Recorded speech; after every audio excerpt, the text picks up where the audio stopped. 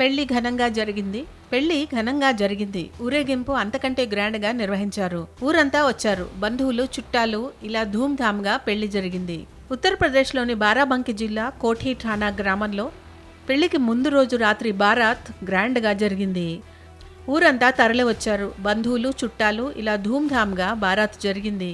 మరుసటి రోజు ఉదయం కళ్యాణ మండపంలో కాసేపట్లో పెళ్లి జరగబోతోంది అనగా వధువు కుటుంబంలో గందరగోళం నెలకొంది.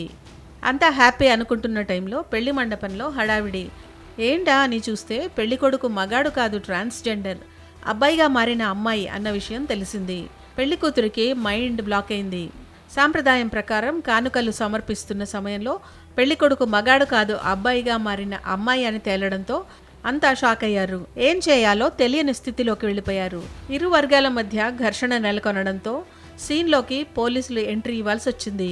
షాక్ అయిన బంధువులు, అతిథులు ఫంక్షన్ హాల్ నుంచి వెళ్ళిపోయారు. నిజాన్ని దాచి తమ అమ్మాయి జీవితాన్ని నాశనం చేయాలని అనుకున్నారా అంటూ పెళ్లికొడుకు పేరెంట్స్ ను నిలదీశారు వధువు తల్లిదండ్రులు. ఘటనపై పోలీసులను ఆశ్రయించారు బాధితులు. ఇరు వర్గాలతో మాట్లాడి పెళ్లి ఆపేసి సమస్యను పరిష్కరించారు పోలీసులు.